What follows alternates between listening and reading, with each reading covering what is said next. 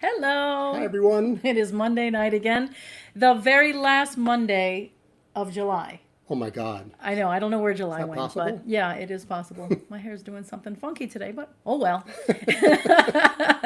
We are coming to you from an undisclosed location. If we told you, we'd have to kill you. We wouldn't want that to happen. So, Or are we just green screening it? well, yes, well, that could be. Up to them to decide. Another great show for you tonight. Really excited. Yes. I feel like this is like our Young Lions show. You know, like the people that, you know, in I don't know, 2 years are going to be like, you know what, we had them on our little basement show. That's right. The summer of 2020, COVID summer. Oh, my God. Yeah. So without further ado, I think we should just get right to it because we've got a lot of great music and I think you want to see it. So we are going to introduce our first guest, one of my favorite people on the entire planet, a beautiful guy, a beautiful musician, and I love his parents too. So he's an apple that did not far fall from the nice tree. Mm-hmm. So without further ado, here we go with David Leon. Hello, David. Hi, Wendy. Hi, Nikki. You're so sweet. Yeah, I'm really happy to be here too. I just want to take a second to introduce my accompanist for today. This is Leslie Mock on the drums. Leslie, you can't hear them, but they're clapping for you very much. Yeah. And yeah, we've been quarantining together for 4 months, and she's the only other instrumentalist in my building. And so we've been playing a lot of music together, and yeah, we've kind of we've fallen into playing lots of standards, and it's what's feeling really good these days. So that's what we'll play for you. This first one is one by Horace Silver. This is Nika's Dream.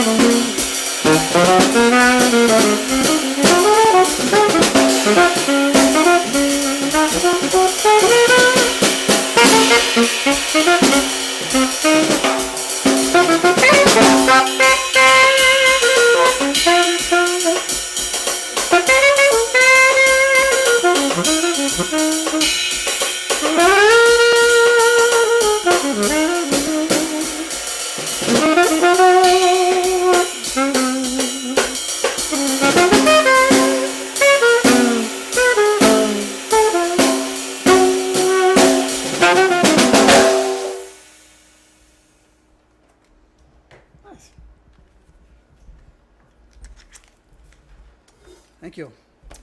So yeah, if you're just tuning in, that was Horace Silver's, what was that called? Nika's Dream.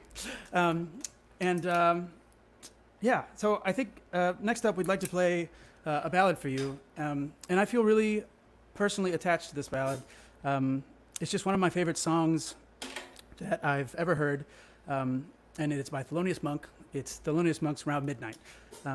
And I think in particular, the way that the notes are structured, the harmonic information in the song, I think is beautiful and iconic. But more than that, I think that the opening phrase of the song is just a beautiful shape that gets totally expanded and turned into this whole song, just really masterfully. And Thelonious Monk does that really well. So I think in his tradition of being a radical thinker and a creative musician, I wanted to take his melody and change it a little bit. And I think that it's still, I took that opening phrase and changed the shape of it, but managed to keep it through the rest of it, so that I think that his melody is so strong that even when I change it, it still sounds like his. So this is Round Midnight.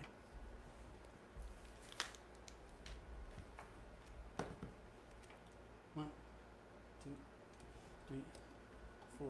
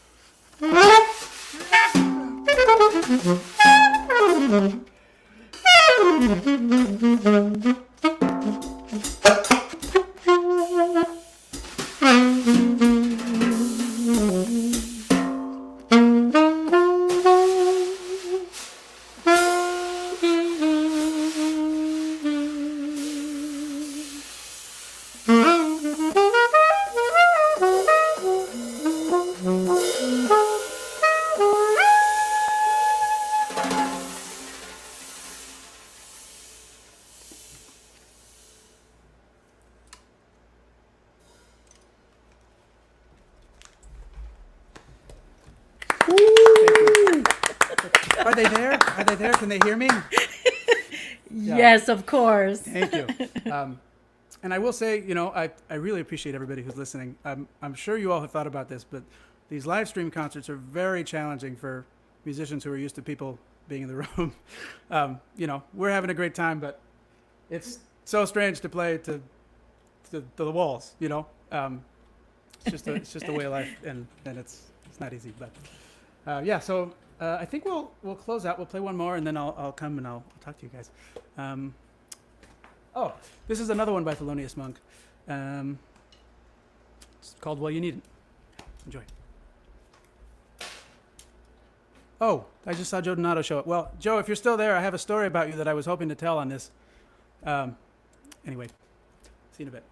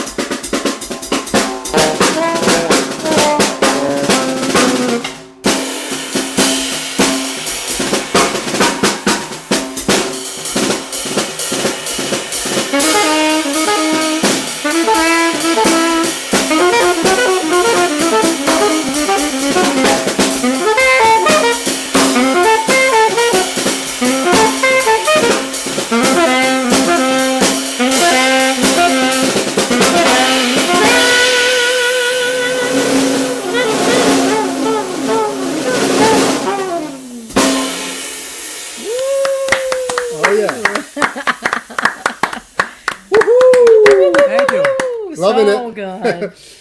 That was, of course, David Leon on the saxophone and Leslie Mock on the drums. That's right, Leslie Mock on the drums, yeah. Yeah, she sounds great. Killing it. Now David's flashy. He's got multiple camera angles. I know. He impresses. You know, that's the best. One of the best things about doing this Look at that. week after Just two. week. Still, it's a first for us. So it's something new that we could learn and take from. Because it feels like every week we learn a little bit more about getting better sound, a little bit more about production, blah blah blah. So thank you. Of course. Oh, happy to be here. Wow. I Look at you guys. have to say, the way you have your apartment arranged, it looks like a little bistro, you know, with the lights and of course the exposed brick and the whole thing. If only I could make Italian food, you know. Yeah, I appreciate it. Thank you. Yeah. So you are in New York. I am in New York. I'm currently in Brooklyn, Bushwick, Brooklyn, New York. And look, Peggy Gazer's watching you. Such a treat to hear you. Hi, Peggy. While you're playing, we had this comment. From So Barcelona. people far and wide are Wow. watching. Very cool. You never know. Yeah. This could be your big break. Hey, How have you been? I've been okay. You know, the quarantine is hard for everyone, and it's been hard, but I'm staying in good spirits, and you know, happy to be doing things like this. So. And Yeah. are you able to do like some other things? You know, I'm probably teaching. I would assume that you're doing, but are you able to do, I don't know, work on music or pre-production, post-production of something that might come out or? Yeah, So I was going to say, you know, I am available for lessons online. If anybody out there is listening and would like a lesson on the saxophone, There you go. Is all this information on your website, I presume? Yes, it should be. Yeah, there it is. Yeah, no, So I have been able to teach a few students and actually reconnect with old students. That's been really great. Oh, good. I mean, the first month, you know, Leslie and I have been quarantined together. She plays drums. She's also a musician. She's a fantastic composer, and so we thought we can't let this time go to waste, and we're going to treat it like a residency. And so right away, it's like, let's both get right to work. So I started writing some solo snare drum things, and that's a lot harder than you would think to write for just the snare drum. Wow. I wrote some things, but I don't think it sounds very good, so I didn't do anything with it. But Did she give you any like tips or, you know? Like, what the hell are you doing here? Yeah, Anything like that? Just keep writing. You know, keep Okay. trying at it. You'll get there someday. Mm-hmm. You know. Okay. And she wrote me a piece for soprano saxophone. And so that she actually managed to finish it in, I don't know, 2 weeks or something. So can I ask you a question? Was her piece for soprano sax better than your piece for snare? Infinitely better. Yeah. I was going to say it's a fantastic piece, and it actually took her 2 weeks to write it, but it took me a month and a half to record it. It was so hard. Oh, wow. I recorded it in here with my setup that you're hearing me from, and like in multiple chunks, and we actually released it 2 days ago. Okay. Nice. So that was a productive thing that we did, and otherwise I've actually been listening to a lot of Cuban music and reconnecting to some of my roots, reading about Cuban history, and specifically about like Cuban Chinese history. I'm part Chinese. Okay. Is that right? And there's a really, I didn't know there were Cuban Chinese people. I didn't know that was a thing, but Of course. there were hundreds of thousands of Cuban Yeah. Chinese people, and just finding out about how they got to the island and what it was like when they were there. It's like something I never thought of, and I've had time to do that during this period. Very so. cool. Well, Yeah. it's been a blessing and a curse, right? As far as being able to have the time to do things that you might have been putting off, and then of course not having a gig in 3 months or 4 months or 5 or 6. However long it's been. Wow. Yeah, and we're still going. Yeah. Yeah. That's the scare. That's, I think, the hardest thing is that when it first started, we weren't sure how long it was going to be, but we just assumed, like 3 or 4 weeks. Okay, we can do this for 3 or 4 weeks, and now it's just, we can't even imagine when it'll be safe to do a gig in a theater, Yeah. No, absolutely. I mean, here in New York, they are actually opening up a little bit. I mean, I think that by the time that musicians can play, we're at the very bottom of Right. the last things. Yeah. Opening up, the last things. I mean, again, we need people in a room to play, and Exactly. if you can't have people in a room, you can't play. Yeah. So, I think that I hope that that's coming in a few months. Unless it just goes back to busking, on the street Oh, with my God. your sax case open. That pays better than a lot of the gigs that I've It's true. So it's serious. Sad but true. Yeah, it's serious. So So get out there, Dave. yeah. So, it's always interesting when we have young Yes. guests on, because on part of us is like, well, what are we going to talk about? But then we realize, as young as you are, you started like when you were tiny. How Yeah. long have you been at this? Yeah. Well, I was trying to think about that. I started the piano in 3rd grade. Okay. Oh, And then I started the saxophone in 6th grade. Did you not have like an affinity for the piano? What was it?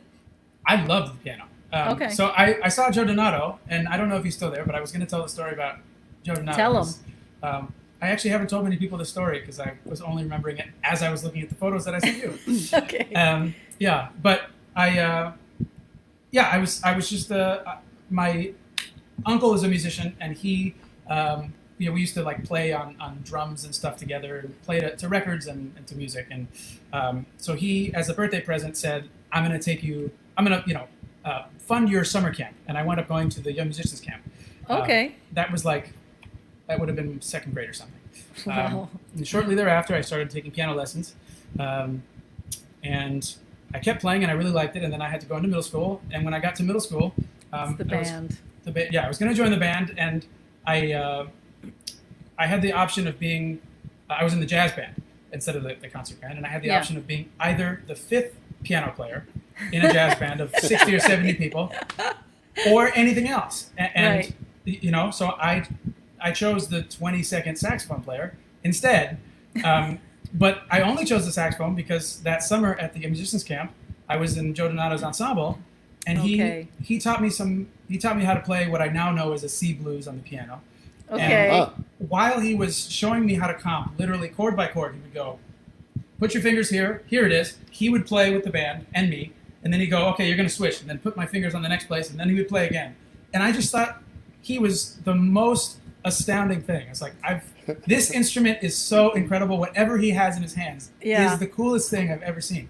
And so I knew when I got to the band, I was like, I'm going to do that one, and it's because of Joe Donato. So it warmed my heart to see his name pop up. It is a funny thing how, you just don't know where inspiration is going to come, or what weird thing, triggers that sense of curiosity about an instrument, or But we do want to show a picture of you when you were little playing the sax because it really is the cutest, one of the cutest things I've ever seen. Yeah. Yeah, the one on the right. Look at my little tummy. Wow. Yeah. Yeah. Yeah. How old Yeah. were you there? Oh, that's must have been 6th grade. That looks like 6th grade. Yeah. Yeah. So how long had you been playing at that point? A couple of years? No, a few months. I mean, A few months. Playing music for a few years, but I had just picked up Right. the saxophone. You know. Did And you actually- did you feel an immediate connection to it? Did you just like, did it feel great to you or? Yeah, absolutely. I remember the day that I was able to rent the saxophone. You know, you pay $25 to the Yes. school and they give it to you for the year. I brought it into the car and my dad picked me up and said, you know, oh, we got to go by CVS. I have to pick up some medicine or something. And I was like, no, please, we have to go home so that I can touch it. And he was like, no, we have to go to CVS. I'm sorry. So he went into CVS and I stayed in the hot car, the Miami car. Oh my God. And opened the saxophone by myself in the car and just stared at it for 5 minutes while he was getting the medication. Just Came to back. see it. Yeah, and then when I got home, I put the reed on probably upside down and backwards and just began to play. And I do know that my parents have told me that was some of the worst sounds they've ever heard. Just that first day was like, Yeah. what is he doing? You know, was this a mistake? But I loved it right away. Yeah. Yeah.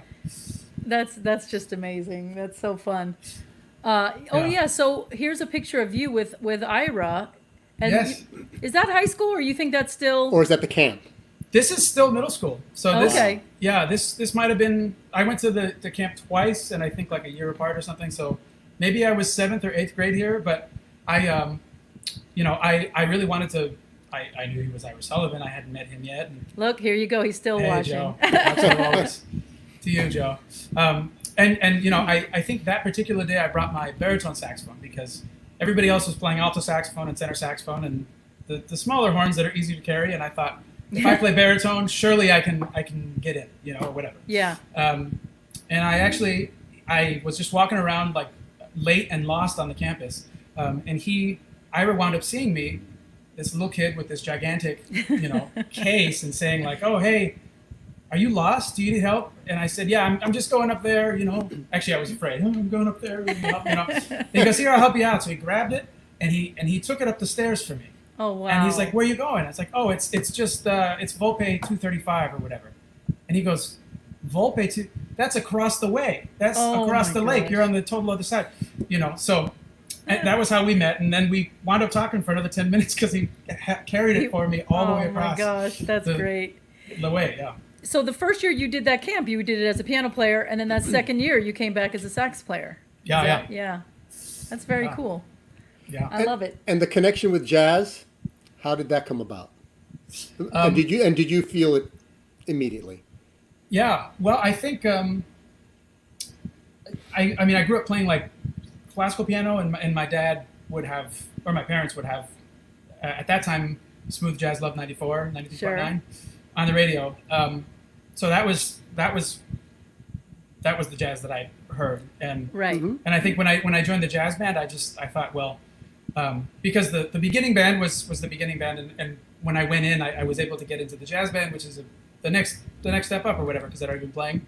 Right. And I thought, well, if I'm going to be with the big kids, then I got to do my homework and I got to do the research. So, you know, I listened to, I think it was Sing Sing Sing, the big band album, because my parents gave me a Christmas album of big band music, and I just fell in love with the big band stuff first, and then I think it was Stan Getz and Paul Desmond around the same time, and like Take Five, and you know that Right. like the Girl from Ipanema stuff, all the bossa nova stuff we Yeah. loved with Stan Sure. Getz. Yeah. And yeah, that was what I wanted to do. I just knew. And then you went to high school at New World, where you encountered the infamous Jimmy G. The infamous Jimmy G. Yeah, and this is, yeah. Go ahead. No, this isn't putting on the Ritz. This, I must be wearing a It tuxedo. says Lincoln. 'cause It says Lincoln Portrait. oh, Not, yeah, we're playing, this is Essentially Ellington, my freshman year. Okay. So the Essentially Ellington Festival in New York, that when I was there, the band was really lucky to go all 4 years. And That's amazing. yeah. After I left, the band won. You know. do you think it was related? Yeah. No, but you know the program is fantastic, and you know the Gazer's just the I'm this is convinced what- it's the best band director in the world. Yeah. I would agree with you, but and this is where I met you for the first time, because I think I came in and sang with the band, and I have to say it's like you just stood out to me as such a good, just a fine young man. I just I really was struck by just your comportment and just what a great kid you were, and I don't know, that will always sit with me. Thank you. Forever. I hope even so. if you turn out to like rob a bank or steal from old ladies, embezzle, Yeah. I'm gonna think that he was the nicest boy. He was the nicest boy. You see, there you go. nicest boy. Yeah. Yeah. Well, So thank anyway, you. Yeah. we have this picture here, and we just so happen to have Jimmy G with us, just to say a couple Oh, words. wow. Look at that. Hi, Gager. How you doing? How we doing? It's so good to see you. Wow. Good to see you too. Anyway, so what was the experience like over at New World? Was Jim, very stern, or did you feel comfortable? You could say anything. Yeah, yeah.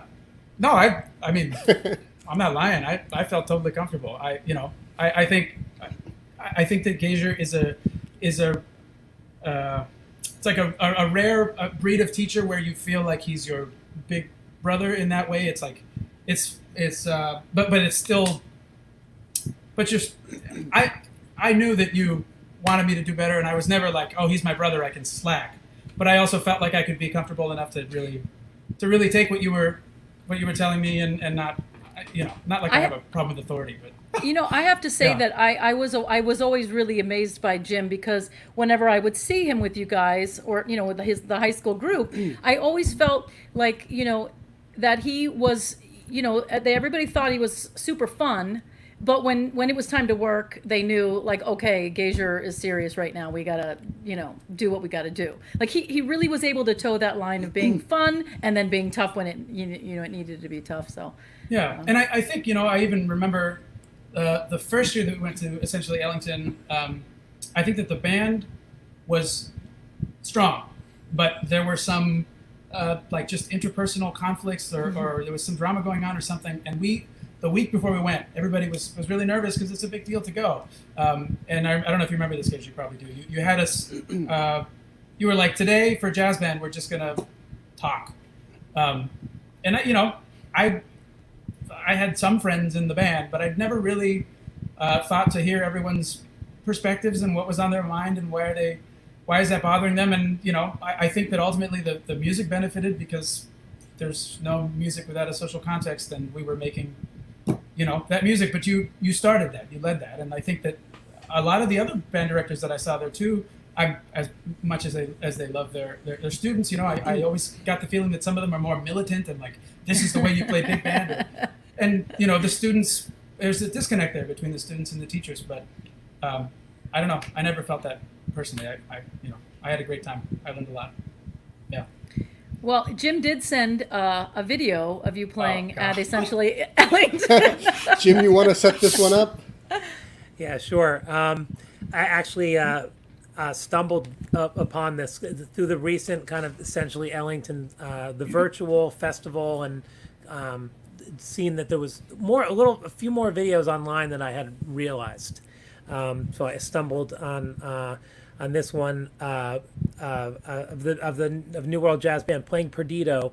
So Dr. Pete Francis is conducting. So it must have been your, if I'm getting this right, must have been your junior or senior year. Am I getting that? Yeah. You were It's- dean. You were interim dean. dean. Yeah. Yeah. So I was interim dean for 3 years, and I was your, like David, I like, right, jazz band, jazz combo, and theory teacher your freshman year. Correct. Yeah. Right? Yeah. And then in various years after that, I was either one of those three or One of the three. Yeah. Yeah, kind of just rotated, and so I think this is. Would you know if it was your freshman your junior or senior year? Definitely not my senior year. I think it. Oh, maybe not actually. No, I don't. Nice. So it was Perdido, and I think Harley Basadre is in the band, and Tony Madruga. Is Rain in the band? We'll have see. to we'll see in the video. Yeah. If he is, it's my senior. It's not my senior year. Yeah. This is an excerpt from that performance Yeah. of Perdido.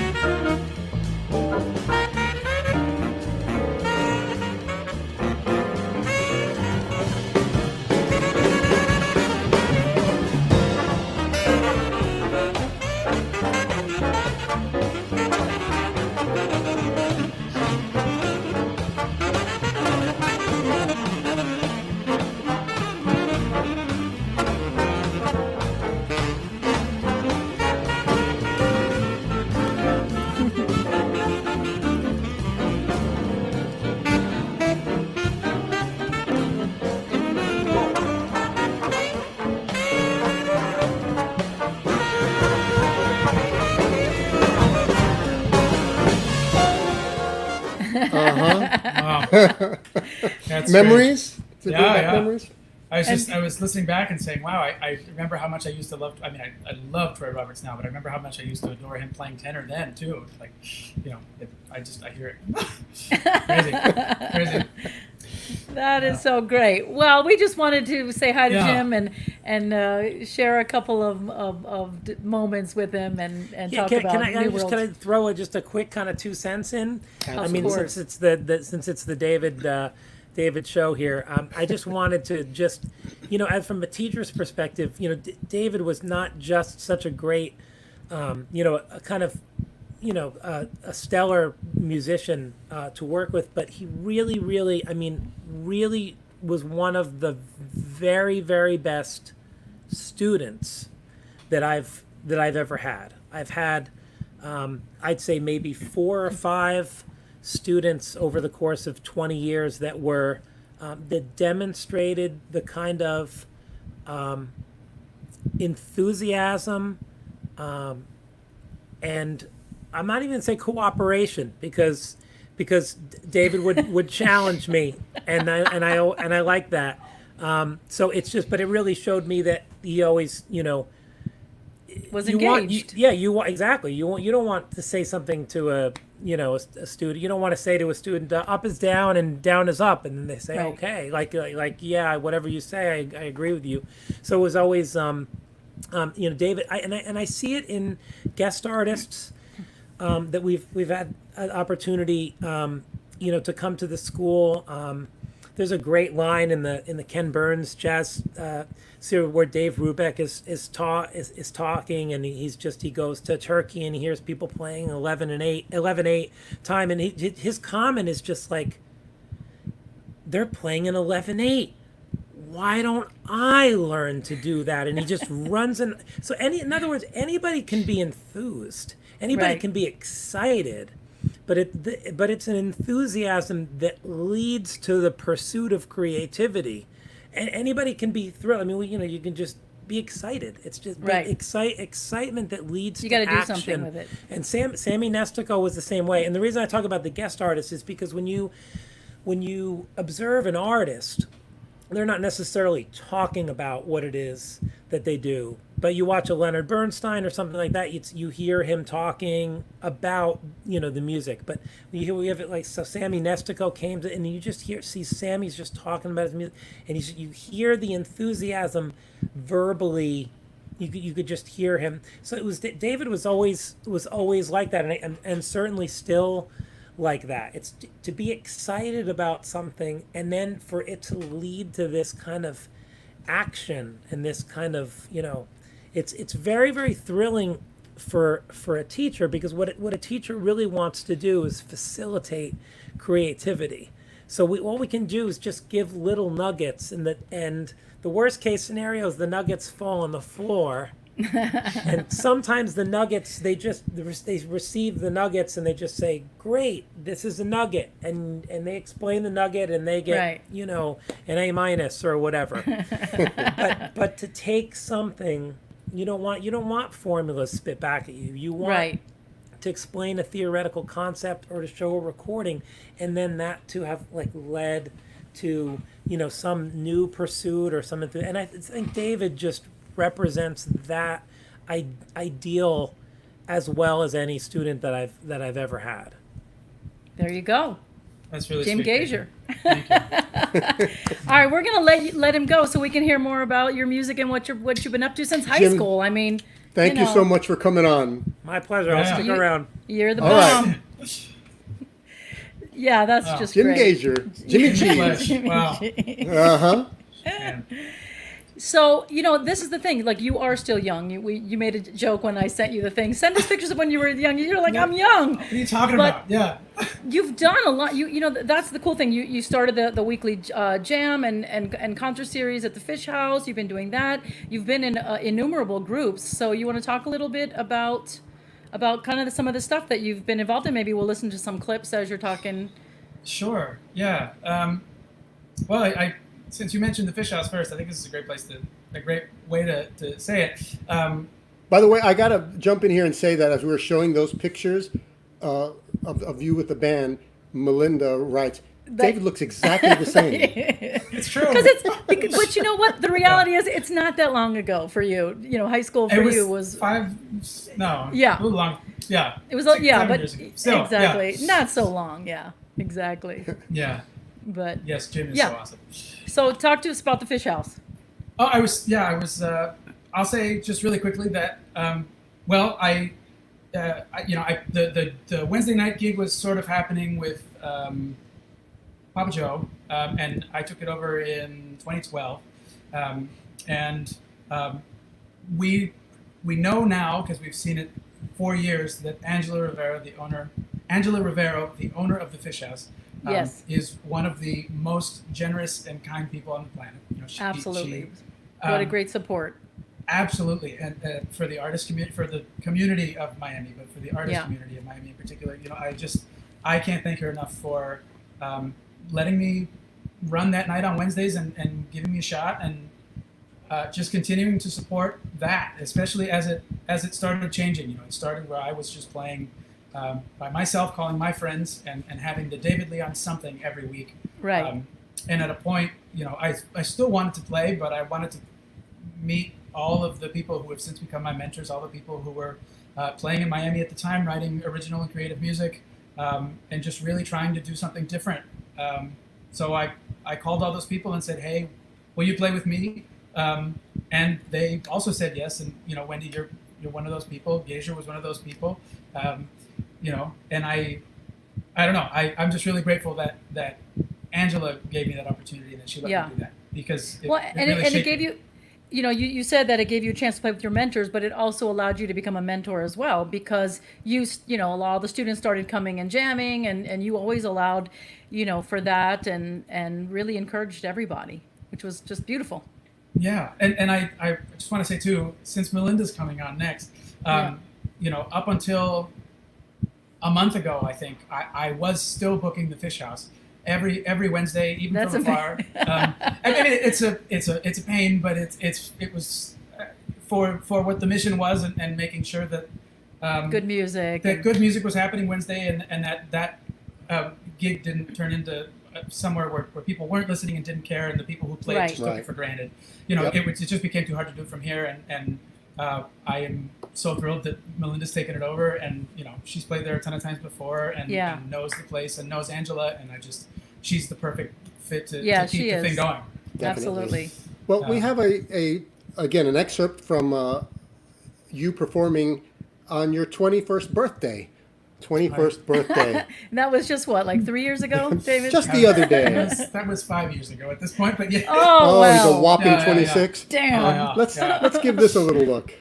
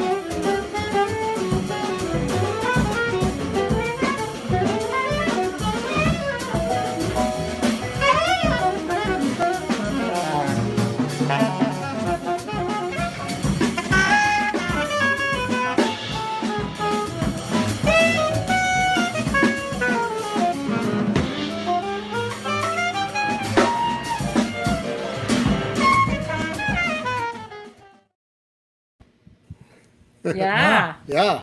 Yeah. 21. 21. Sounding good. Thank Yep. you. Thank you. Yeah. So, on these shows, we always want to have the people get to know you a little bit, and there's no way that we can do a complete overview. Even though you're young, you've been active and been doing so many things, and there's video clips. I think that people that want to, find out more about you too, they can head on over to your website, right? Certainly. This is David Leon's music. Because you have Sound Underground. Yeah, Sun Underground is a collaborative band. Yeah, with What- myself and my old roommates from college. Right. Right. We toured a bunch. Not as active these days, but we did a bunch of cool stuff, and we recorded 3 recordings, and those are up. Very cool. And Yeah. I'm a huge fan of Alec Aldred. I had him in one of my, I think, Blakey ensemble when I was teaching at UM. And he's Absolutely. marvelous. But you guys sounded great. But you have a new project, right? What's your latest? I do. Yeah, I just this project was something that I've been putting together for, I guess at this point, 1.5 years. I don't have a debut album yet that just says David Leon on it. And, Okay. and Sun Underground is kind of that for me, Jonah, and Alec, but it's still a collective. So this was my first effort at being a leader on recording, and we recorded it. I'm gonna say 2 weeks before the pandemic really started. So it's sitting in a can, but it has been mixed and mastered and is ready, and it's just we just gotta wait for the right time to put it out. But so I just wanted to play this. It is unreleased, but I wanted to play it for the people in Miami. So you're saying this is a premiere? Is that what I'm to know? So this will be a very quiet premiere. Okay, but listen, Yeah. before we play it, I want to mention, can you go ahead and put the banner on? Because once again, I have to say, we do this because we, every Monday night, because we wanted to keep Monday nights in people's brain for jazz. Like jazz is Monday night jazz. We used to do the shows at the Open Stage Club, and I just want to reiterate that our musicians have not been able to do a gig for months, and we don't know when it's going to be able to go back to steady playing. So if you're watching this and you are able to, please support our musicians. And this sometimes gets confusing for some people, but you text the word tip jar to the number 44321. You can choose whatever amount you feel comfortable Well, with. what happens once they do that? Because Oh. there's a next step, right? Yes. Oh, that's right. You get notified. You get a link to actually go, to where you need to send the money to. So the money tonight will be split in the middle between David and Melinda. So just know that they haven't been working in a long time. And so if you can, we would really appreciate, and they would really appreciate some, if we showed them some love in the tip jar. Once again, we're going to text the word tip jar to the number 44321, follow the link, and it's really quite easy. Now we can play this brand new music. And the title, Bluest Blue, pre-pandemic naming or that's funny. It's a quote from a book that I was reading by this performance artist named Marina Abramovich. And in this piece, she essentially she would stare at another person for, I think, like 18 hours a day for a period of 6 months, and do this for public. But she says that after a month or something, and staring at this person for hours, you begin to see their aura. She became so intimately aware of them that she saw their bluest blue. And I don't know, I've never seen that, but I thought that was so beautiful. Have you stared at somebody for 18 hours a day or 8 hours a day? I've stared at my computer screen for 18 hours a day during the pandemic. Yeah. Exactly. Okay, so this is under your name. This is the first, what is it, eponymous? Is that the word we use? This is under David Leon. This is under David Leon. You won't find it anywhere because it's not here yet, but it'll be coming. So if you like this, keep we will be looking forward. Yes. All right, here we go. Bluest Blue.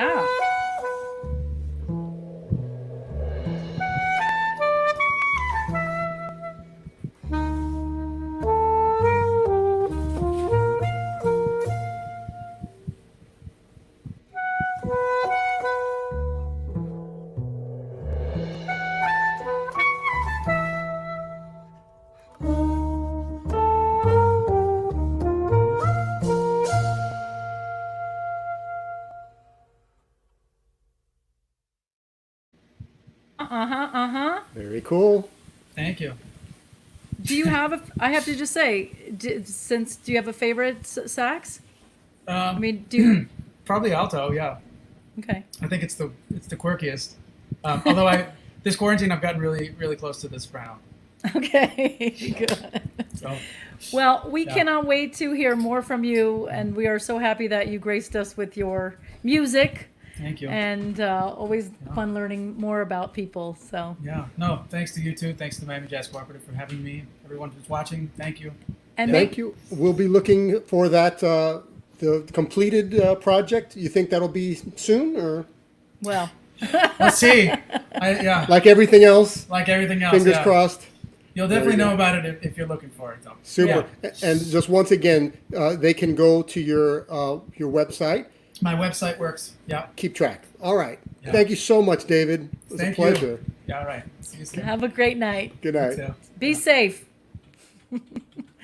There we have it, David Leon, one of the nicest people and just a great musician.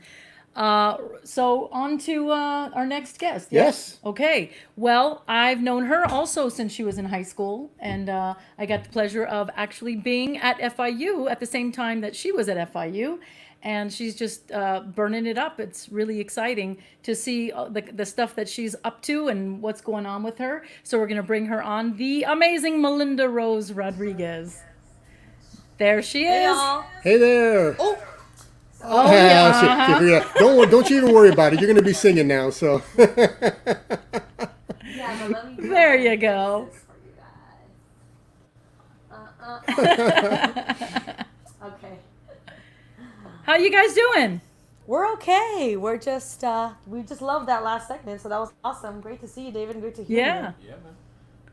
It's so fun to catch up with everybody and see what everybody's like, doing pretty much the same thing. And then, but it's comforting to know that we're all in it together, even if we're Yeah. far apart. Absolutely. So you guys want to just start with playing some music? Sure, we'll go ahead and start. So I'm not going to be able to hear you, but when we're Okay. Okay. How many do you want to do up front? How many do you want to do up front? Ours are way shorter than the last, so we'll probably do about 4. But Okay. they're super duper short. We will see you 4 songs from now. Why don't you do 3 and then save one for the end? Sure. Ooh, Absolutely. Yeah. Okay. Okay. All right. Cool. Ladies and All gentlemen, Melinda Rose Rodriguez and Gabriel We'll do Godoy. 3. Okay. We'll do and now. Okay, cool.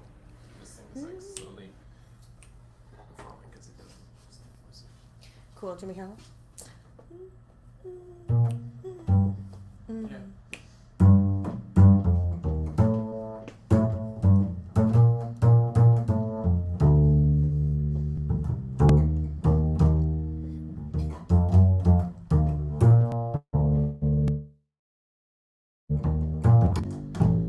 I'll be seeing you in all the old familiar places that this heart of mine embraces all day through.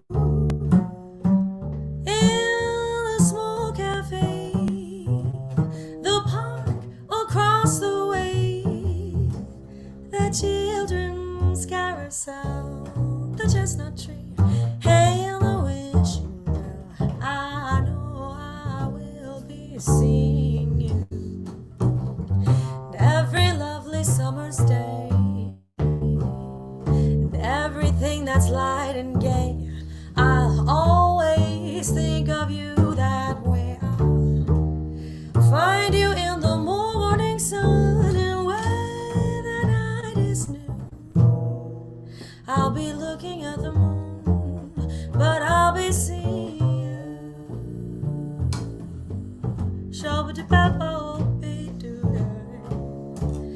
Baby,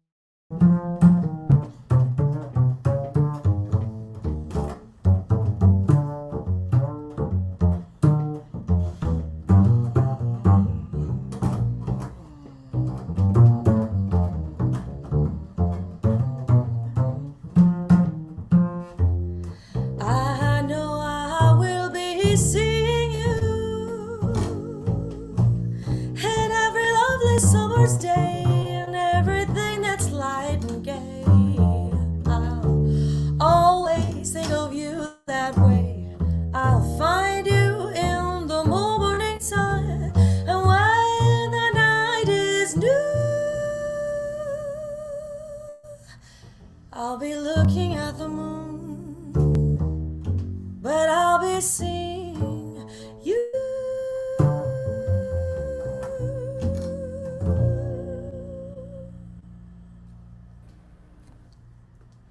Yes. Okay. That was a tune we like to play.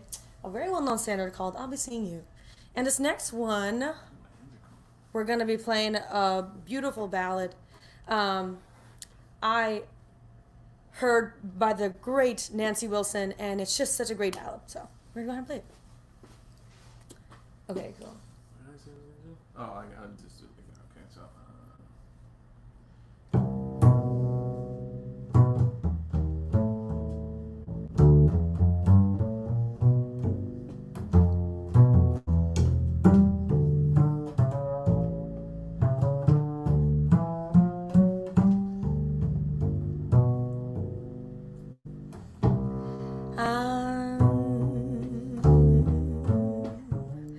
Gonna laugh you right out of my life.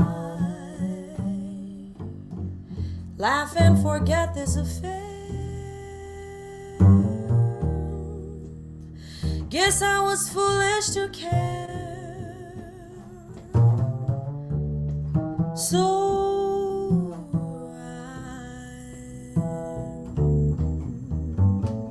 I'm gonna dance you right out of my dreams. Try to be carefree and gay. I guess I'll learn to play the part. 'Cause when our friends begin that heartless rumor, I know I'll really need my sense of humor.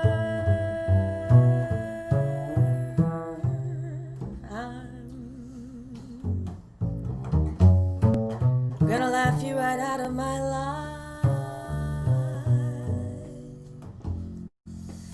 Make it a beautiful joke. No one will know you broke my heart. And if I find you and I really meant that last goodbye,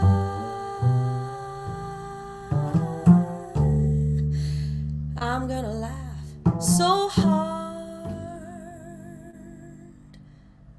I'll cry.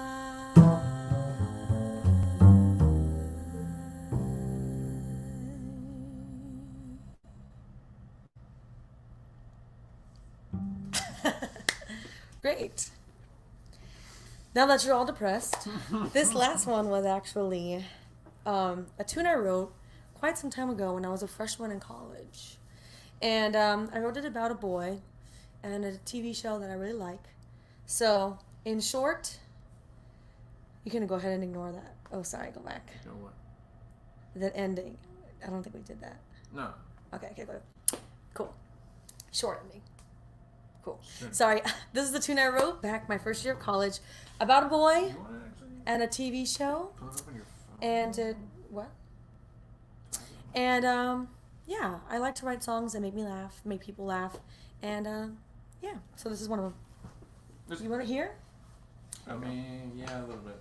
It makes life easy. There you go. Well, I'll do the same intro. Like, I'll do the intro. Sure. And I'll just like that. This is gonna follow. You don't need this, do you? No. Okay. Cool.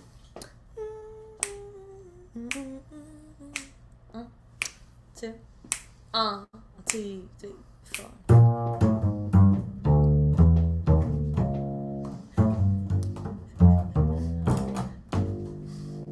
Being me was something that I'd never done until you came along and said this'll be fun. I watched you be unsure about what this is, but said this is fun. I don't mind being his. You told me things like I never felt this way.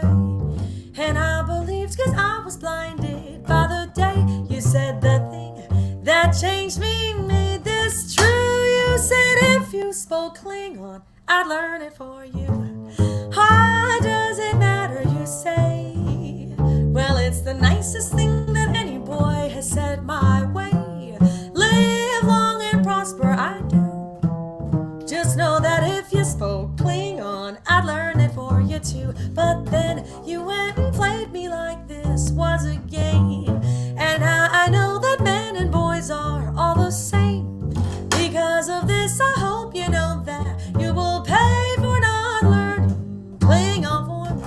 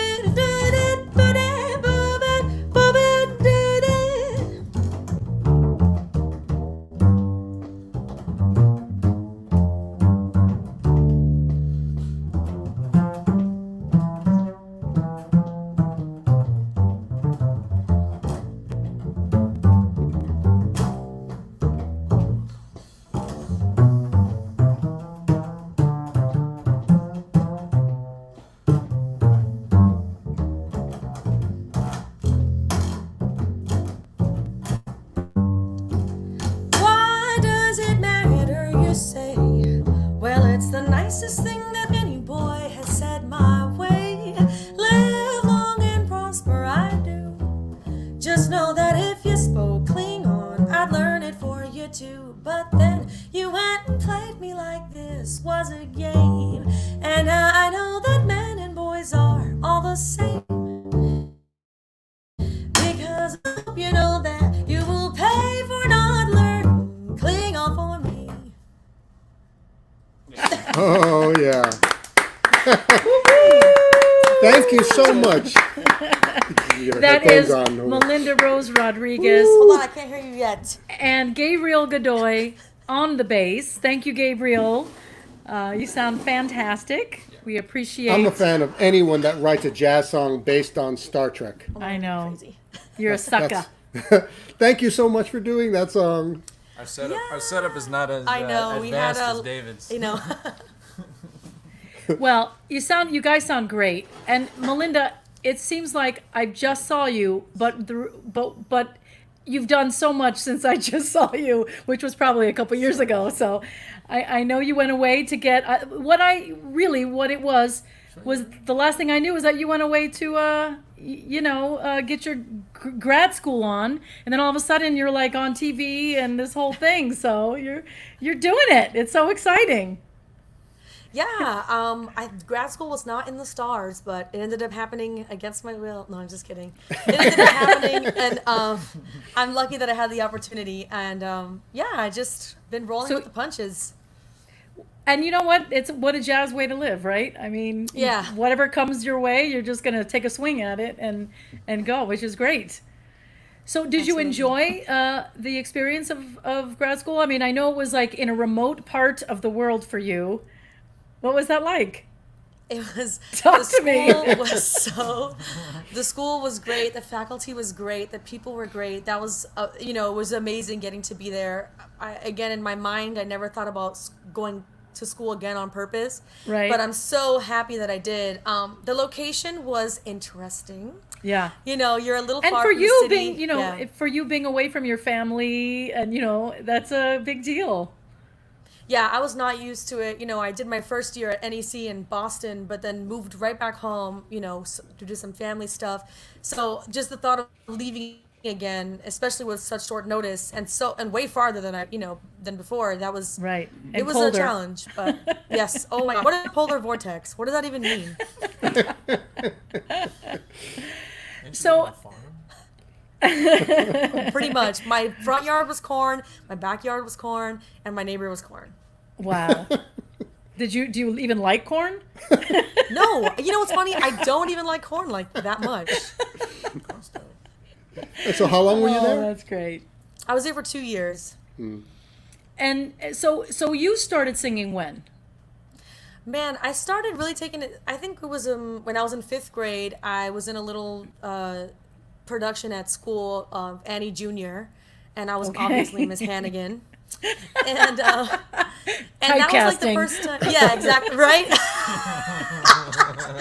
That was like the first time of me. I was on stage and singing and acting, and I think that was when I realized that my mom realized, oh, you can kind of sing a little bit.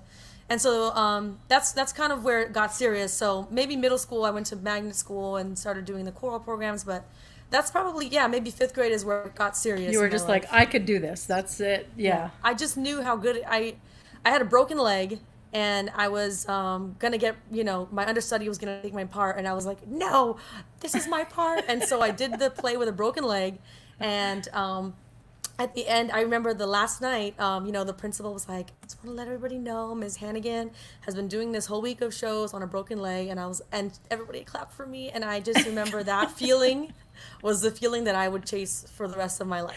Oh my gosh, that's so funny. And have you done any more plays after that, or was No, one and done? actually, especially in Illinois, they do a lot of that there, and I wanted to, but I didn't. It ended it there. Could you see yourself doing a role in a show, like 8 Oh, nights a week, absolutely. the same? Okay. Oh, totally. Yeah. I mean, it would be a dream come true, but I mean, I'm the kind of person that I'm like, I like acting, and then I think tomorrow I'm going to be a professional actor. You know what I mean? Right. I forget that just like music, it takes like years of school and study and knowledge to do something. I think singers have a leg up just because we are acting. Each song has a different character, and Yeah. in order to be able to really sell it, we have to feel it, and so we're good. We're natural feelers or pretenders, I guess. Oh, yeah. Yeah, Fakers. That's a good way of saying it, yeah. Liars. Live. As, Wow. as Ryan Ellis used to say, fake it till you make it. That's right. That sounds very right. You know what? And that it sounds so cliche, whatever, but that has served me well in life. Exactly. Yes, very much. Exactly. So, what do you? Melinda, the songwriting thing, it's intriguing to me. I mean, your songs are actually, They're very I remember when I clever. first saw Melinda, when she came into my radar, I think it was that first year of the Miami Jazz Festival, and I was playing with Othello Molyneux in I guess it was downtown Miami or something. Oh, yes. It was like Miami 5 years Downtown ago, Jazz 6 years ago, and you were on before us, and so we're waiting for them to finish for us to set up, and I had never heard of you, and I was like, wow, I was blown away. And I've been a fan ever since. But then this whole thing with the Klingon song and other songs that you've written, that they sound so, like standards, things that could have been written by, the great composers or whatever, which is, we've had a few guests like that Yeah. that have done that kind of thing. It's like, wait a minute, is that something that's already in the books, or you have a knack for that? Are you just a natural mimic, or you love that genre? How do you go about these compositions? Well, Clearly, the especially- lyrics aren't Cole Porter. No.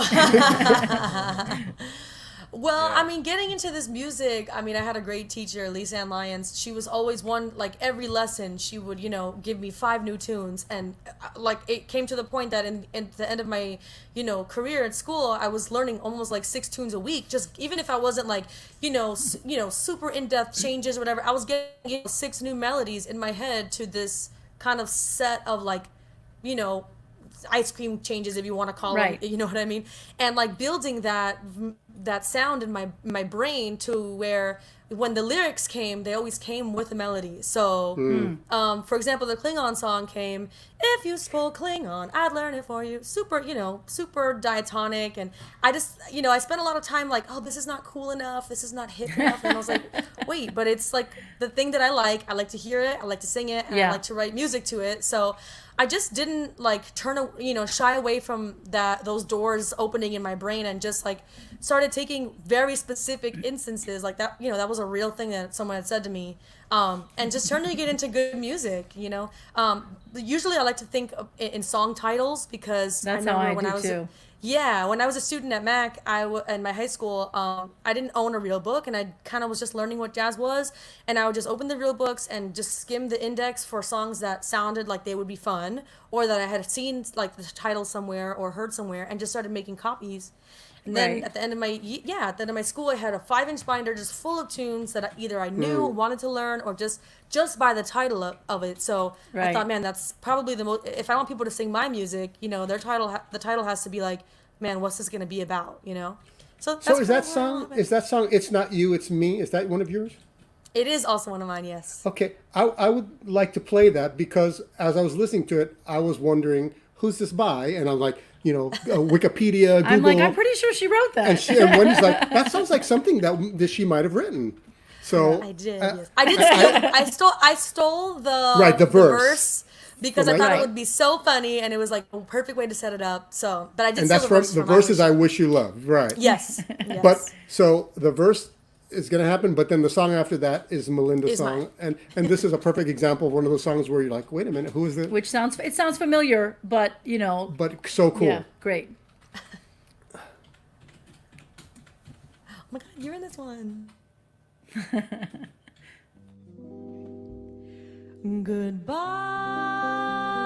Goodbye. This is where our story ends. No use leading with our chins. Ever lovers, never friends.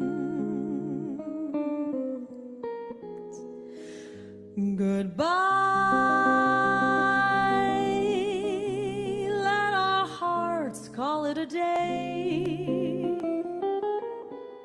But before you walk away,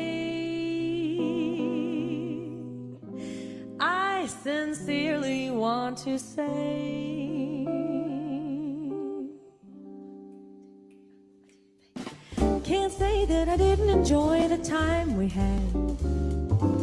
I can't say I would do it again, but I'm certainly glad that you came into my life and showed me what young love could be. But I gotta break it to you, I can't fake it to you, it's not got you, it's me. I can't say that I really have felt this way before. I'm not shocked cause I know that there will be oh so many more of the guys who swear they care but really no they just can't see. There's someone else I gotta work on myself. Oh, it's not you, it's me. I thought I met my match, but there will be a batch of guys who'll try to snatch up my heart. Oh, there's no need for tears, for there'll be many years for you to grind your gears, but just not with me. They say that there's always somebody for everyone. I can't say that for me it was more than just having some fun, but you're swell and I can tell that one day you will be happy. But I gotta break it to you, I can't fake it to you, it's not you, it's me.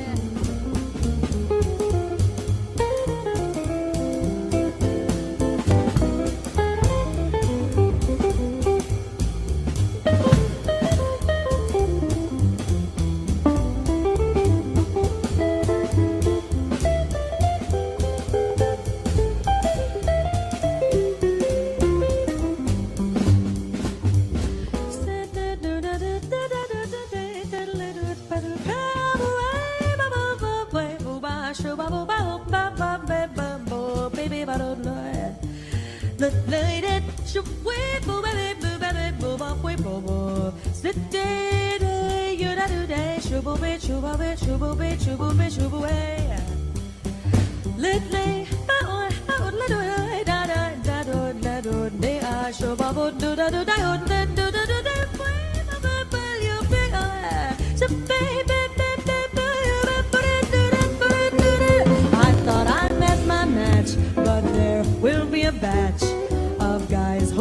just match up my heart. Oh, there's no need for tears, for there'll be many years for you to grind your gears, but just not with me. They say that there's always somebody for everyone. I can't say that for me it was more than just having some fun, but you're swell and I can tell that one day you will be happy. But I gotta break it to you, I can't fake it to you. There's someone else, I gotta work on myself. But I gotta break it to you, I can't fake it to you. It's not you, it's me. Oh yeah. Thank you. Pre-quarantine. Nice. And you've been watching the comments. Yes. So it's so funny. That was that FIU? No, that was UM. WDNA. Was that the? That was a Wasn't WDNA, yeah. It was Yeah. it was Oh, I FIU never Jazz took that Hour, one. but it was I just see. not that long ago. It was in November, I think, maybe December. Oh, really? Wow. Yeah. Just well, how things have changed. Oh yes. Okay, so Melinda, tell me how the whole voice thing came about. Okay, so I was doing my master's degree at the University of Illinois, and my brother, he has been sick for a while, and he had his first heart transplant back when I was a freshman at NEC. That's why I moved home after he got the transplant the week before finals, so it was time to come home. I came, finished my degree at FIU, and then around that time last January, he got really sick again, and he was failing once again. And he had to be relisted for another heart transplant, which we never my thought God. in a million years. And so it was January. My dad was here. It was just all my family was at the hospital. That's when we got the news, and we honestly didn't think that he was going to leave the hospital at that time. So we're just sitting there all hanging out. And he's super young. I mean, Yes, he's only 27, 28. He's It's like a just few years older crazy. than me. Yeah. And so he's on his phone and he says, "Oh, the voice auditions are happening today." And I had auditioned one time and in New York City when I was like 18, when I thought that's what I wanted, Right. And so he was like, "Oh, they're happening right now at the stadium 2 minutes from here. We're at Jackson downtown." okay. And I'm like, "Okay, great." And he was like, "You should go do that." And I'm like, "You're crazy. I don't even know what I would sing." I got on the plane with the clothes on my back because it was such an Right. emergency. I had stayed at the hospital for 4 days straight, hadn't showered, was living in a sweater. And so he was like, "You should just do it. You never know." And my family, they're extra, so they just hyped me up and they were like, "Come on, come on." So my aunt ran out to the bullpen and she was like, "Can somebody print this artist pass? We're gonna go get her to The Voice." It was like a TV show. It Wow. was hilarious. And one of the nurses was like, "I'm gonna print her for you. We're gonna get you there." And so my dad was like, "Come on, let's go. I'll get the car." We ran. It was I still get the emails about it. And so the calls were at 6 a.m. and 2 p.m. and it was 4 p.m. So Oh, I was like, wow. "I don't even know if they're taking people." He Right. was like, "Let's just show up. It's right on the corner. Let's just go." So there's nowhere to park, so he just drops me off at the stadium. I'm running in circles. There's people there because they're waiting for people to come out, their loved ones who have auditioned, and so I'm running around circles. I finally find the entrance. Some guy swore that I had already gone in, and he was like, "She already went. Don't let her in." Wow. What's happening? I promise you I didn't go in. And then it was like the movie where the TSA agent is like, "You go tell that girl you love her." And the security guards were like, "We're going to get you in there. You're going to be great. You're going to make it." And I was like, "Okay, Oh my I'm going to make God. it." So I get in the room and then and it was actually a quick, thank God they were still taking people. I sat, they called my group within 10 minutes. Then I was sitting in the room, which I had done before. And then I was like, "Oh my gosh, wait, I need to sing a song." I totally forgot that I had to sing Wow. something. I just thought of something that was fun, something I like to sing. And I just sang. And then the rest is history. The next day was the callback. I had to have 4 songs prepared with tracks. Wow. So I just downloaded every karaoke track Sure. I could think of. Yeah. Made a playlist on my phone, showed up, and my plane was leaving the very next day. Then they said, "We'll call you if we want you to come to an executive audition." They called me in April. I went in April. Then they said, "We'll call you if we want you to come back in the summer." And they called. So it Wow. all ended up just happening right place, right time, because I was lucky that I didn't have to miss any school. I didn't lose my Right. job or anything like Yeah. that. A lot of people, it was not good timing for them. So Right. everything was just right place, right time. So it worked Sounds out. like a surreal experience. Did you enjoy it? Your experience? Yes. Yes, going into that kind of thing, I was nervous because, especially in this world that we're in, like, with this genre, it can get a little Yes. like It seems so ugly sometimes, Yeah, It seems like you're so ugly. illegitimizing yourself because you're doing something like that, And so I was nervous about it, but at the same time, I was like, well, you know what? Guess what? What do you got I to could sing. lose? Yeah. Exactly. I was like, I could sing jazz, I could sing pop, I could sing anything I want to sing. So if if I just want to sing, this is the place I need to do that. Right. So I was like, having an existential crisis, like going into it, but then, Am I selling out? am I selling out was really what it was. But even being there, I've spent many years in school perfecting my craft. It's not just a hobby, you know what I mean? Yeah. But even being there, I learned that, I like singing pop. I like doing riffs. Sure. I like singing jazz. I like, Why not? improvising. I don't like improvising. I like doing a lot of things, and I'm just gonna do them. And if I put out an album tomorrow, I don't even know what it would sound like, Right. And that's enough for me because I'm good at singing and I want to do it. Yeah, that's a great attitude to have. And the whole thing about everybody's always going to have an opinion, like as they say, every. Yeah. So and the reality is you have to be true to yourself, and if it feels good, do it. That's the way it should be. You can never worry about what people say because people always want to bring you down. I mean, that's the truth. That's what I meant when I say, it can be, this industry can be so ugly because of that, of just everybody's opinion and, oh, well, she did this and she did, Yeah. But you sound great and it's so fun to be able to watch you. So we're going to watch, Yeah. I guess, a couple God. of your, Some highlights. Let's do this. you on TV. I have not watched these since, so. Well, Enjoy.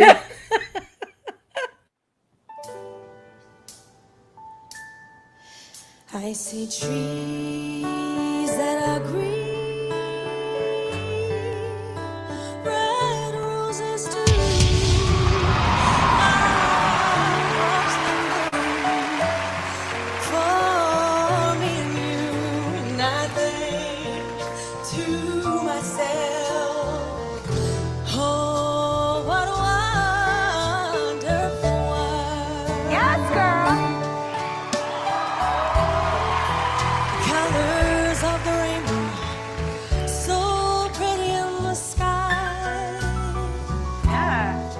are also on the faces of the people passing by. I see friends shaking hands, saying, how do you do? They're really saying, I love you. All right. I hear babies cry and I watch them grow. They'll learn much more than I'll ever know. And I think to myself, ooh, what a wonderful world.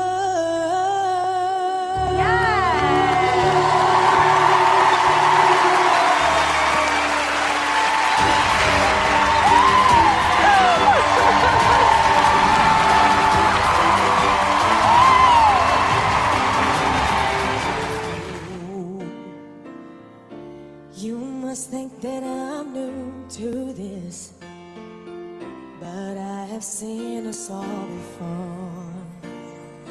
Never gonna let you close to me, even though you mean the most to me. 'Cause every time I open up it hurts.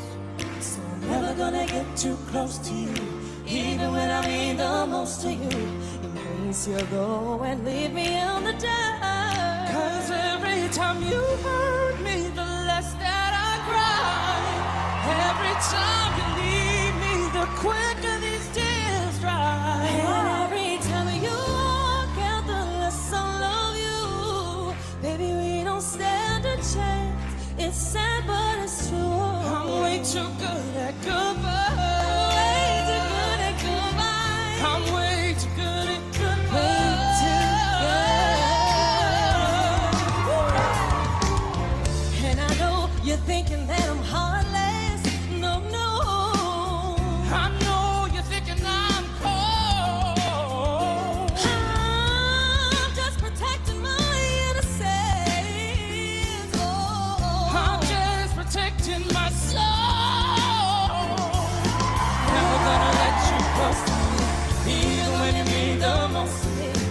case you go and leave me in the dark.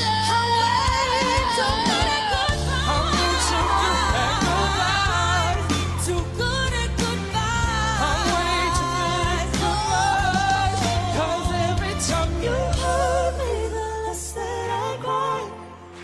Every time you leave me, the quicker these tears dry. Every time you walk out, the less I love you. Baby, we don't stand a chance. It's sad, but it's true. I'm way too good at goodbye.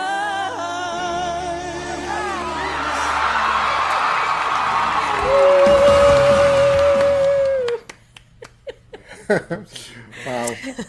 And can I tell you, I watched, cut down the clips, but I finished watching the rest and I was just so pissed. And then I was mad at you for going back to Kelly. I was just like, oh no, she had her chance. She had her chance. You go on. As I said when you started this video. You guys, when you this started is the reality. Here's the tea. This is the reality. Kelly, okay, everybody there, we're all good friends, we're great. Yeah. I went against the strongest singer on my team in that battle. And Yeah, I he got sounded saved, fantastic. right? Yeah. He was great. Shane's great. I went against the strongest singer on my team. There was nobody on my team I truly felt could send me home after that. And on John's Right. team, he had 4 chair turns, including 3 people that people were already saying okay. winner. Oh, And so 3 you were people- like playing the long game. I Is have that what to you're play the game saying? too. All right. Yeah. Okay. I don't Okay. want to go. You know what I mean? I wanted John originally because Yeah. obviously I thought we did similar things. But Yeah. Kelly was great. But I was trying to think. In the video clip, it looks like it was short, but we were Yeah. all up there for a long time because I could not decide. But I was like, you know what? I truly felt like there's nobody else on Kelly's team that could send me home. Right. Well, I was wrong. Well, But I knew my fate when I went against the 7-foot single country white guy that I was gonna go home. yeah. there was It's so funny. there wasn't a chance. Writing was on the wall. So what do you feel like you got from that? Just the insight into the realities of music business, or I don't know. Yeah, well, I mean, a few things. One, I made really awesome connections. Had I never True stayed that. with Kelly or even been on the show, I would have never ended up being on the Kelly Clarkson show after I was a guest on the Right. show with Right. my brother. And then also kind of what I said earlier, kind of coming to the realization of myself. I mean, Gabe and I have been friends for many years, and I have a new crisis every week about like, am I Nora Jones? Am I Michael Bublé? I don't know. Right. You know what I mean? And I think for me, that experience told me like, man, like I said, I'm good at what I do, so I'm just gonna do that. And if I'm doing that, I'm happy. And then also just kind of getting to see like what goes into it. Even Right. if you're the hippest, most craziest jazz musician and the tightest harmonies and whatever, in the end, all these guys are up there playing triads and getting paid millions of dollars to back me up to Right. play freaking Sam Smith. So guess what? Like, Right. you're so hip, and that's awesome. And but they wouldn't be able to do that if they weren't, Right.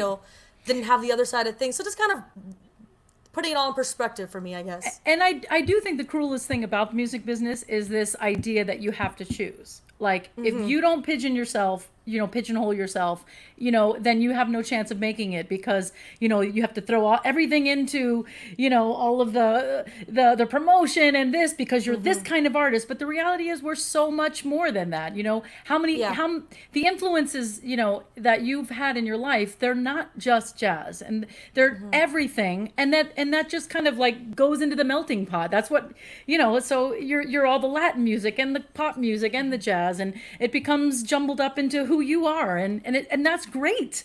So it sucks that we have to choose, Yeah. and be just one thing. Yeah. Even when I was doing my first song on the show, they had they pick all your music. I didn't get to pick. Okay. They make it look like you pick. I also, I am curious about wardrobe and stuff like that. Oh, that was the best part. Yes, tell me. But Give me some dirt, girl. First they pick your song, and they had first given me an Ariana Grande song actually to start off. And for all my Wow. auditions up to then, I had sung standards. And then it wasn't until like the night before my first band rehearsal that they were like, somebody called us about you and showed me a video of you doing the all that stuff. And they were like, we kind of want you to go that way if that's what you do, but also it can't be too obscure that you're like freaking, singing bebop up Right, there, but right. we need to find a balance. Sure. So last minute they ended up changing my song, and then I don't know why they did that, because in the end they gave me all pop songs anyway, and it doesn't matter. Right. But that was another thing that I felt like they couldn't maybe pinpoint me, say this is the kind of person she is. Well, because you did it all well, and so and that's a hard thing. Yeah. Okay, so But wardrobe. okay, that was awesome. Makeup, wardrobe, Okay. hair. Okay. Well, first of all, in those video, in the first video you saw, I did my own hair and makeup. And you look fantastic. I did. I really did. Yes, you really did. No, because I had to, when you first go in, there's, even though there's 48 spots on a team, there's at least 80 of us backstage waiting Right. to audition. So you might not even get to audition if the teams fill up. Right. So the first time you're there, you have wardrobe fittings, but they ask you to bring your own clothes. What would you wear if you were on stage? Obviously, I dressed terrible and like a grandma, so they didn't want to use any of my stuff. So they take you to the back and they pick out a few things in your size. And I basically told them, here's what I would wear, here's what I wouldn't wear. Yeah. They kind of piece together a few outfits for you, and then you have 3 options, and the network decides what you're gonna wear. But then later on, when you come back for battles and knockouts, you have to send them a mood board. So you get to send them like 15 outfits or celebrities that you would dress like. Oh my And I was like, gosh. yeah, it was really awesome. So when I got there, you have a whole rack with like your picture on it, and they like shopped for you and everything. It was really cool, and they let you keep all the clothes. Wow. Yeah. So yeah, the second That's- round, yeah, it was that's a cool. nice They perk. they really, but they would never make you wear anything you're uncomfortable in. Like that, Okay. my last performance, I was wearing these shoes. I literally was a stick. I couldn't move, so I had to change shoes like halfway through. But they're awesome. They really want you to be comfortable. Everyone was super great on the show. Like I had no complaints. That's fun. Well, that's great. I'm happy. So and then I know that you after this you're doing other competitions. Tell us about that. Yeah, I had what you've been doing. You just did one very recently, right? Yes. So actually, before The Voice, I did the Ella Fitzgerald Jazz Vocal Competition last That's right. April, right after my audition in LA, and I couldn't tell anybody. I went to Washington, D.C. and did that competition where it was 5 of us, singers from all over, from Latvia, from Italy. 2 of us were from the States and 1 from London.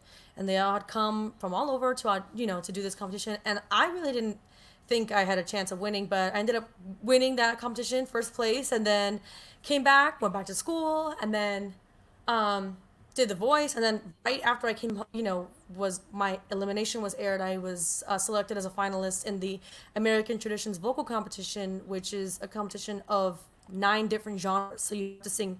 It was kind of perfect that I had come off the show and like made that realization, because I had Right. to sing 9 different genres. I had to sing gospel, I had to sing music theater, jazz, How songbook, fun. 1980s, Right. And so I ended up doing that one and winning the Johnny Mercer Award for the best rendition of a Johnny Mercer song, and the Jazz Cool. Award for having the best jazz performance. You go, girl. Now you sent me 2 clips. One that we're going to put on. Tell me which one you would prefer to the play. Dream the or Grease? There Are Worse Things. What do you think? I don't know. Wait, Dream, is it the one that it's a blue background, or is it the one in the church? Oh, we can't tell. You're wearing a dress, like a light green dress. Oh, okay. Oh, which one? I don't know which one. That's Dream. Okay, let's do. The other let's one do you're wearing- music- I heard the Grease one. I haven't heard that. Let's do the Grease one. There we go. The Grease From one it is, Grease. If you're watching and you want to cast Melinda in a Broadway show whenever Broadway Yes. gets back, Oh yeah, Here it comes. Rizzo and Tracy Turnblad, 2 dream roles right there. oh my gosh, you'd be fantastic at either one.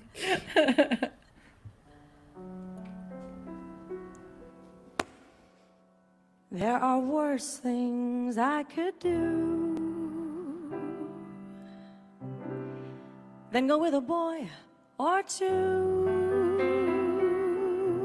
Even though the neighborhood thinks I'm trashy and no good, I suppose it could be true. But there are worse things I could do.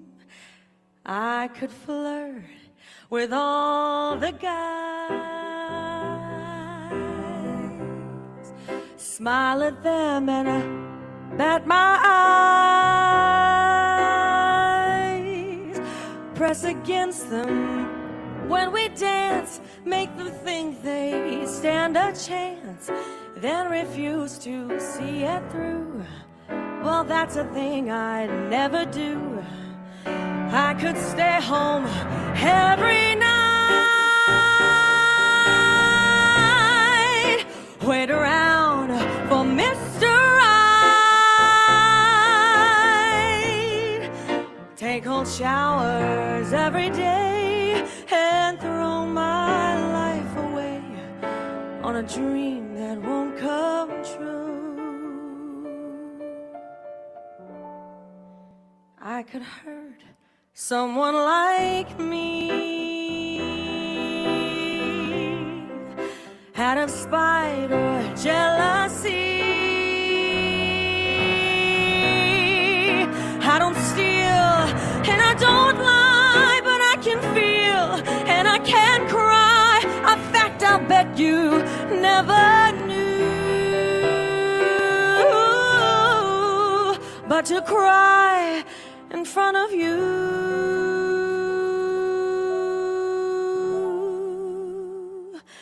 that's the worst thing I could do.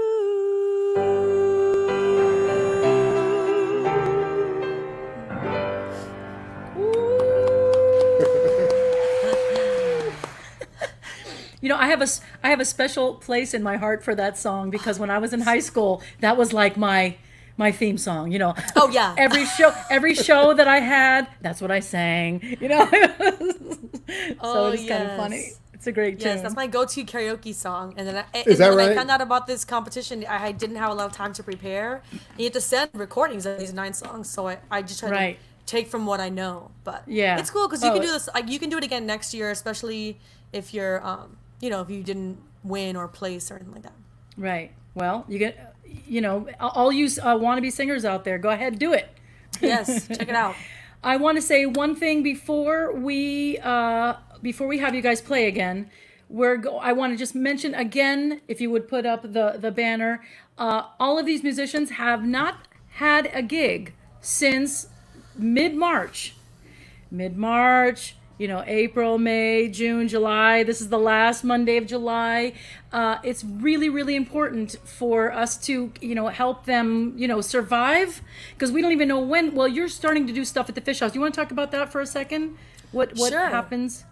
Yeah, so as you know, the curator of the fine music at the Fish House is all because of the amazing David Leon. Right. And we wouldn't have, that's where I did 98% of my learning, coming up through this high school jazz world, and so I'm now booking there, but they're doing outside now, Right. so it's Good. only duos and trios, but it's still happening every Wednesday night. Okay, great. So it's from 7 to 9 p.m., but you can come and, get a Great. table, and it's all outside, social distance, and yeah, there are duos and trios playing, so. Weather permitting. Yes, weather permitting, because it has Yeah, been rained out a right. few times. Yeah. But next week Okay. is the great Francesco Romero on piano with Yay! a trumpet friend who I'm not familiar with, but Cindy Ellis has been there. We've had a few people. Ashley Pizzotti's been out there. Gabe's been out there. Yeah. So we're still Yeah. bringing music back every Wednesday. Awesome. So, but besides that, not much is happening. And so I wanted to make sure that we support our musicians. And if you can text the word tip jar to the number, sometimes people get confused, 44321. It sends you a link. Then you follow that link and you can put in however much you can. We really appreciate it. It will get split this week between Melinda and David Leon, and we want to keep them supported and wanting to stay musicians. Right. But yeah, it's super important. So please, if you can, we really appreciate it. And now we have a little tie-in, which we're going to that's talk right. about it later, but Yeah, so Thursday night, we do listening parties. Brenda Alford is going to pay tribute to Kevin Mahogany, and we have a picture of you with Kevin Mahogany. That's me. I just got goosebumps. Oh my god! I literally just got goosebumps. Yeah, I'm behind so there too. Oh, there Are you go. you? So Okay, there you are. nice. Standing There- behind Kevin. There you Uh-huh. both are at the Fish House with Kevin Mahogany. So, we encourage everybody to tune in on Thursday night to as we, kind of listen and talk about Kevin Mahogany, and who you know very well, or you did some work with and whatnot. So, yeah. So what's next for you? I guess you're just going to continue the When are you bookings? going to have a record out? Oh, Yes. That's What's the up big with that? question. We want a definitive answer. And is it going to be jazz, strict jazz, or? Well, man, I've been in school and then I was working full time through my undergrad. It's always been one thing after the other, never been off, never had time. Not that I didn't have time, I don't want to say that, but just always been working toward the next deadline. And this is the first time in my life that I'm not doing that. I'm finished with school, I have no summer activities. You could always go back and get your doctorate. I almost did. I almost stayed for my DMA. I know. Stop. I don't want to talk about it. Wow. No, I did because I had taken when I did my master's. I had taken so many master's credits that they could roll over to my doctorate and I could be done really soon. No, I didn't do it. I didn't want to do it. So now I actually took a high school teaching job at my old high school. So I'm now I the didn't know assistant that. choral director. Congratulations. Yeah, thank you. At Miami Arts Charter School. So That's I'll be great. there teaching a few ensembles, and so I'll be in Miami for a while. But the record thing will come. Now it's just about finding the money, and Yeah. but now it's like the worst time to crowdfund. So it's all Yeah. Right. We're writing the songs and we're we meet Okay, a lot. good. we're collecting the details and the info and what is the most effective and efficient way that we could crank out a very concise picture of what Melinda wants to Great. exist Okay. permanently, Yeah. kind of Well, I thing. guess the cool thing about the way people do it today, Lisa. I know she Wait, has been you know on what? me since. But you know what? She cannot even say a damn word to you Oh, because yeah, where's your record at, girl? for years go. I'm like, Lisanne, where's your record? Let's do your record. Get your record done. So she I cannot. have No. Lisanne's one of her first records. So. Absolutely. I know, we all do. And you know how long ago that was? Maybe older than you. Wow. Maybe not that old. Damn, Lisa. 20? That got ugly. Maybe not that old. But Hey, can we 19? get you? Oh, 19. Nice. exactly. Can we get you guys to play us out? Sure. You want to play that? What are you gonna play? Oh, Let's just do. you want to do that? Let's just do that one. This is my favorite part of the whole night. Hearing Oh, you yeah, guys. yeah. We're gonna What is- play the most jazz standard of all time. Okay. A A minor? minor. Yeah. We're gonna play Autumn Leaves. All right. Well, it's a good thing we didn't play the clip because we almost played a clip of that. Oh gosh, that was a long time ago. Yes. Yikes. What does All that right, mean, Cindy? Yeah, Just Cindy, kidding. what the heck? Okay. We're gonna get the setup. All right, yeah. Okay. All right. So while they're setting up, we will let you know that this is Gabriel Godoy on the bass. Yep. And Melinda Rose Rodriguez on the vocals. Clearly, that's what we're doing tonight. And she's going to do Autumn Leaves, and we're super excited about her tune. And then we'll Then we'll come back and say goodnight. once Are you in again. the picture? Yeah, once again, we always take too long. Can I have?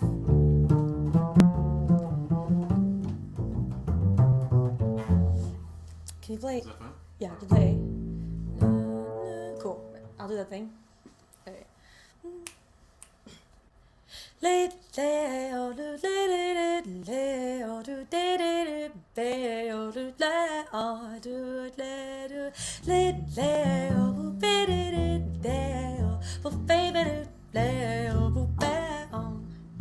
The falling leaves drift by my window. The autumn leaves are red and gold. I see your lips, the summer kisses, the sunburned hands I used to hold. Since you went away, the days grow long, and soon I'll hear old winter song. But I miss you most of all, my darling. Those autumn leaves start to fall. Those autumn leaves drift by my window. Those autumn leaves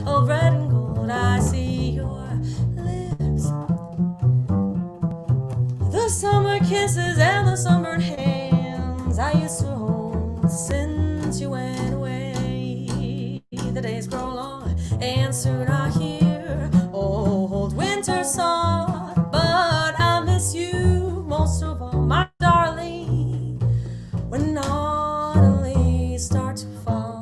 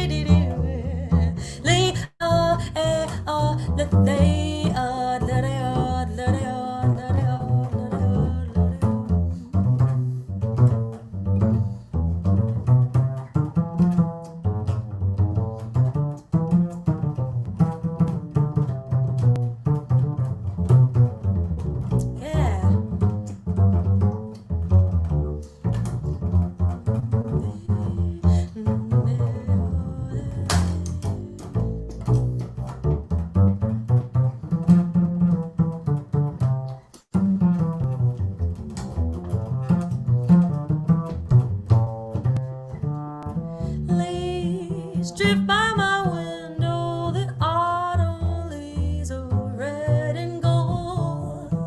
I see your lips, the summer kisses, and the sunburned hands I used to hold. Since you went away, the days grow long, and soon I'll hear old winter song, but I miss you most of all, my darling, when autumn leaves start to fall. But I miss you most of all, my darling, when autumn leaves start to fall.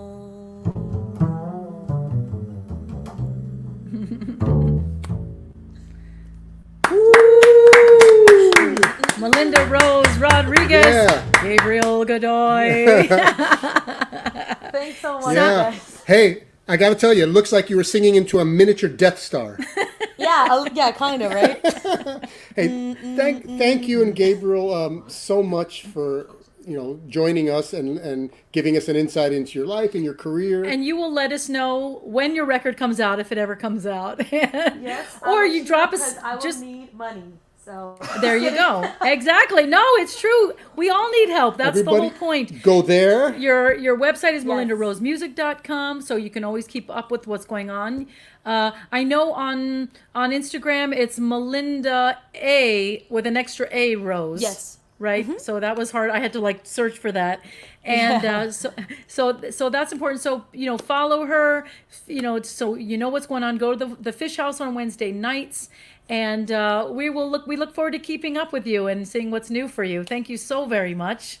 Well, thank you for having both of us. We appreciate it. Have a fantastic night and stay safe. Our pleasure. Yes, Good you night. too. Good Good night. Bye. So we have come to the end. David Leon on saxophone and Melinda Rose, just fantastic young musicians that we look forward to hearing what's next for them. What's next for us is Thursday night, the listening party, which Brenda Alford is going to host. We're going to have special guests like Cyrus Chestnut and Curtis Lundy and Nicole Yarling, but the only thing we're going to talk about and play is the music of Kevin Mahogany. So please definitely check us out Thursday night at 8 p.m. Eastern Time.